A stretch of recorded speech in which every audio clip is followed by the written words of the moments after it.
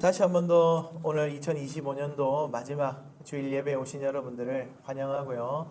주께서 오늘 말씀을 통해 우리를 위로하시고 또 새 힘을 주시기를 간절히 바랍니다.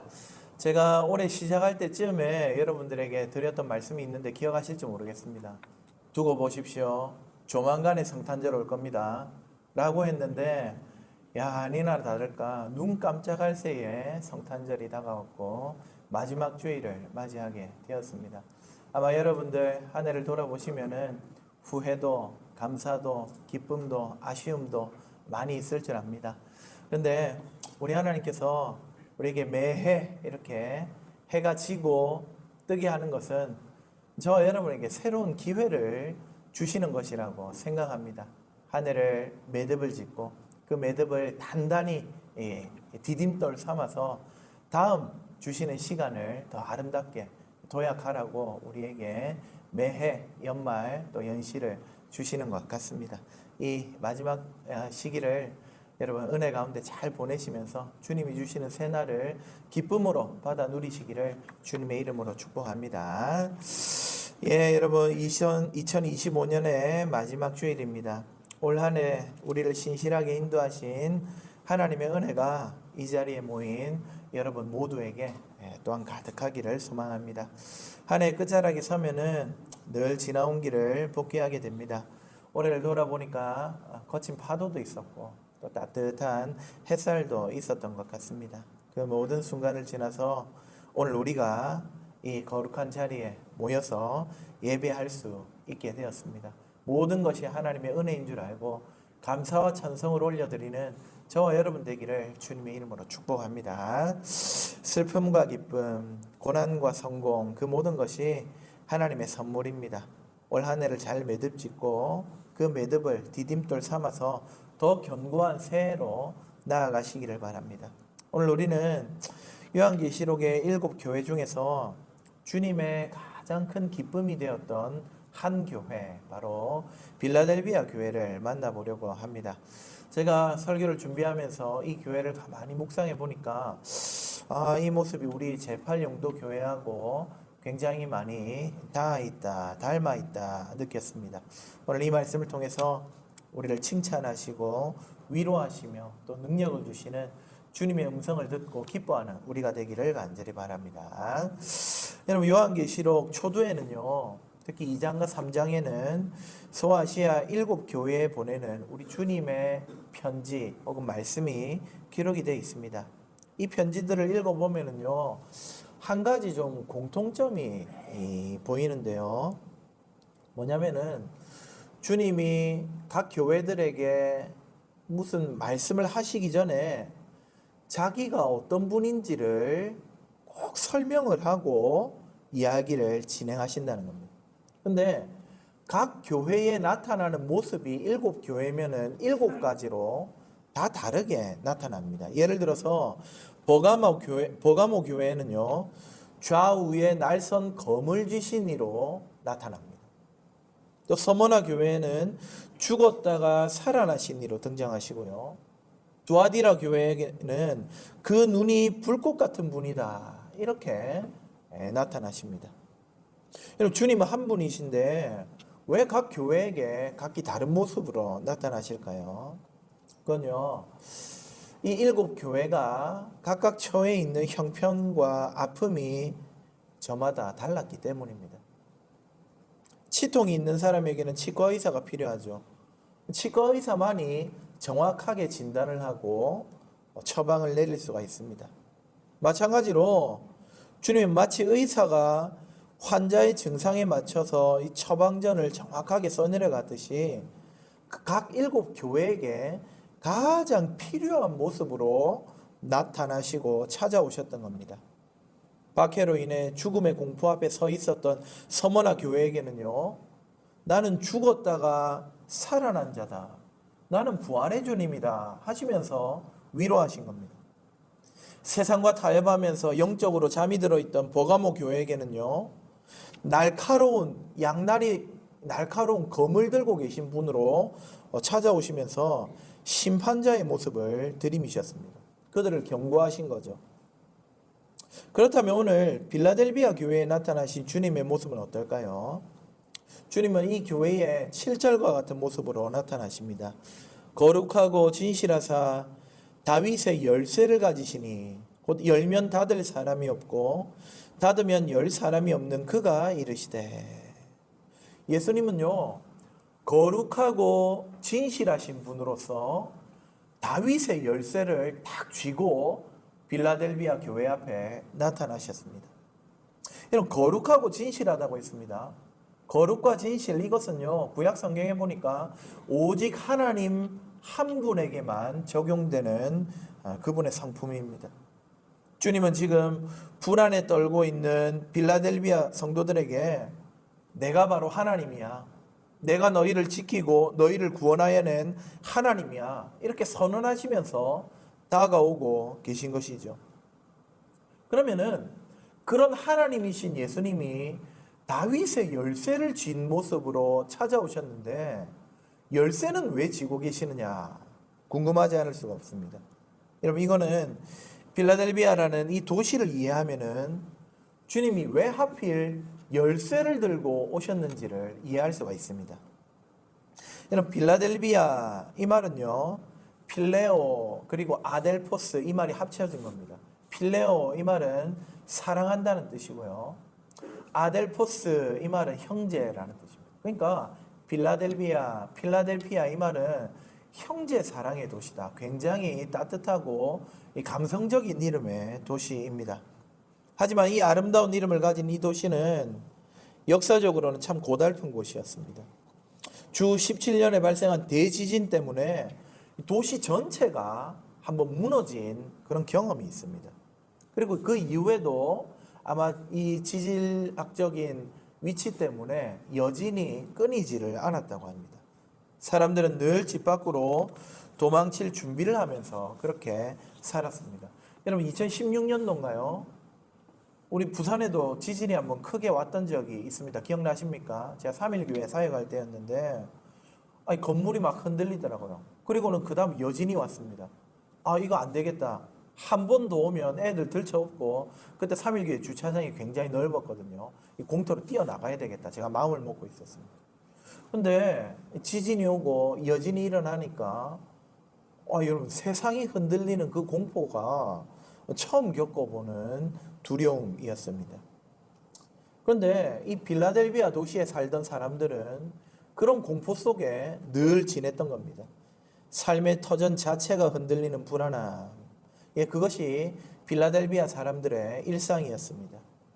설상가상으로요, 여러분, 이 도시에 이곳 성도들은요, 유대교인들은 늘 가는 곳마다 자기들 회당을 지었거든요. 이 빌라델비아에도 회당이 있었습니다. 근데 유대교 회당으로부터 야, 너희들은 가짜야, 너희들은 이단이야, 너희들이 믿는 하나님은 하나님 아니야, 너희는 하나님의 백성이 아니야 라고 정죄를 받고 쫓겨났습니다. 오늘 말씀 읽지는 않았지만 9절에 보시면은 뭐라고 되어 있습니까? 사탄의 회당이라고 되어 있죠. 여러분, 사탄의 회당이라 불리는 그 유대인들이 이 빌라델비아 교회 성도들을 출교시킨 겁니다.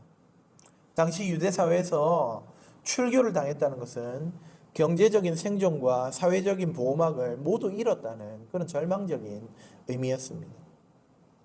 그렇게 사회적으로 고립되고 지정학적으로 공포에 떨고 살고 있던 빌라델비아 교회 성도들, 바로 그런 교회에 주님이 다윗의 열쇠를 쥐고 나타나신 겁니다. 다윗은 임금입니다. 다윗의 열쇠가 있으면 왕궁의 모든 창고를 출입할 수 있습니다. 그 나라를 오갈 수가 있습니다. 절대 권한이 있다는 겁니다. 유대인들이 뭐라고 했습니까? 너희는 하나님 나라에 들어올 수 없다면서 문을 걸어 잠궜잖아요. 너희들은 하나님의 백성이 아니라고 했잖아요.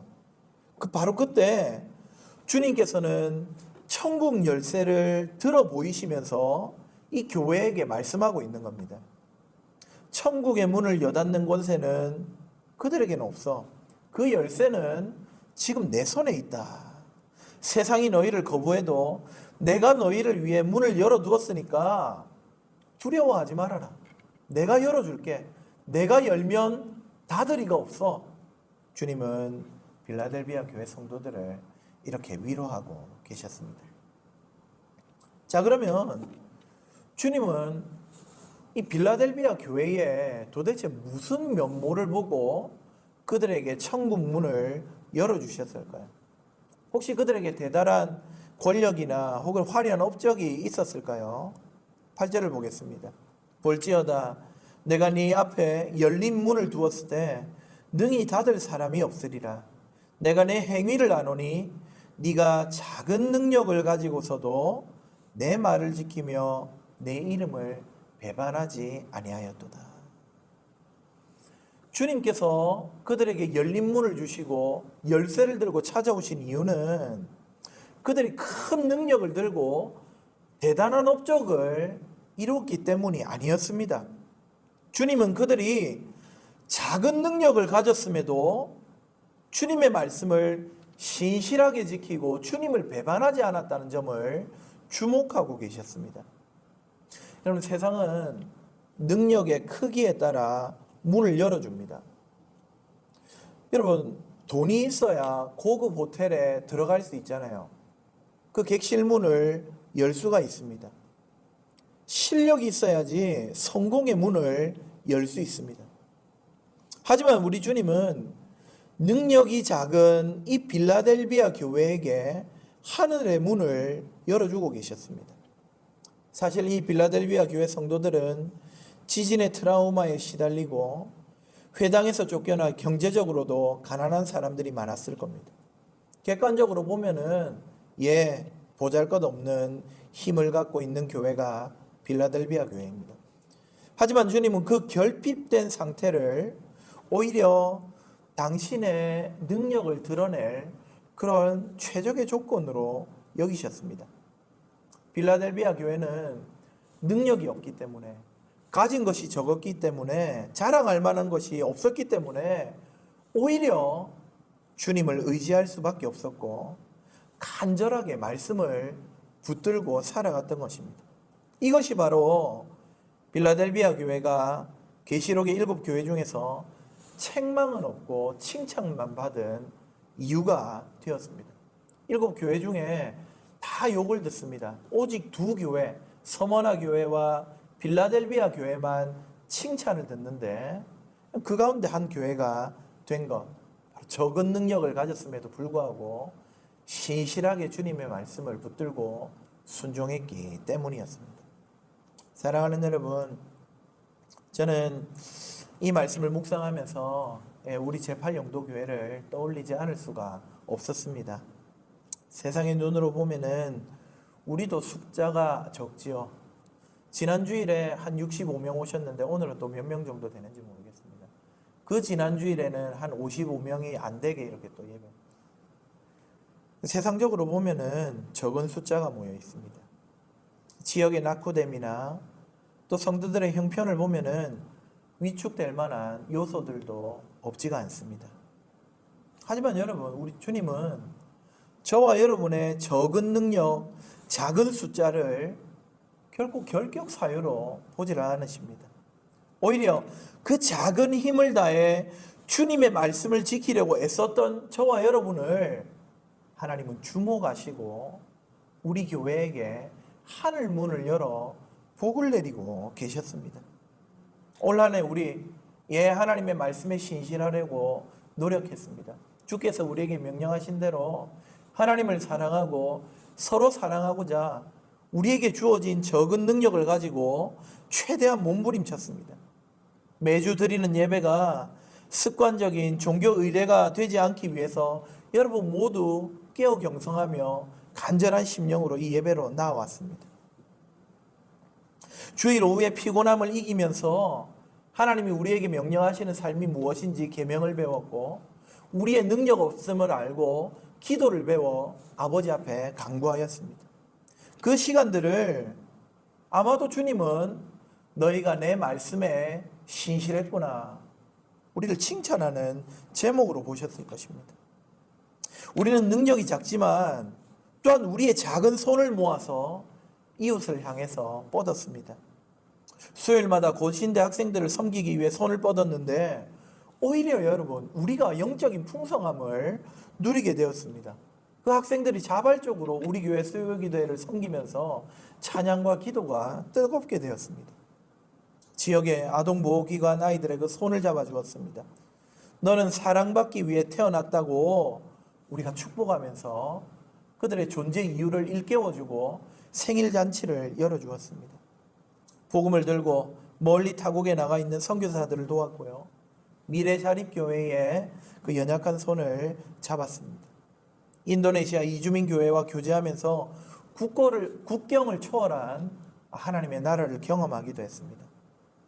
대단한 행사는 아니었지만 성도가 아플 때 서로 돌아보며 간절히 기도했던 그 신실함, 우리 주님 다 보고 계셨습니다.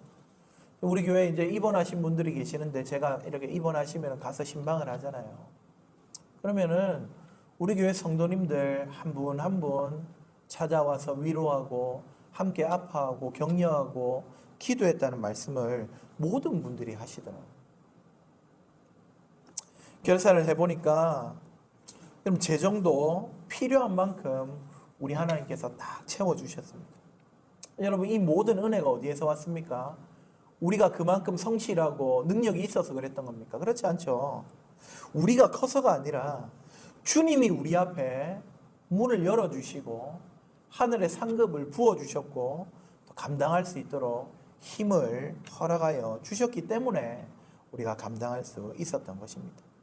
사랑하는 성도 여러분, 2025년 마지막 주일 빌라델비아 교회에 주셨던 그 칭찬을 주님께서 우리 제8영도 교회에도 주고 계심을 믿으시기 바랍니다.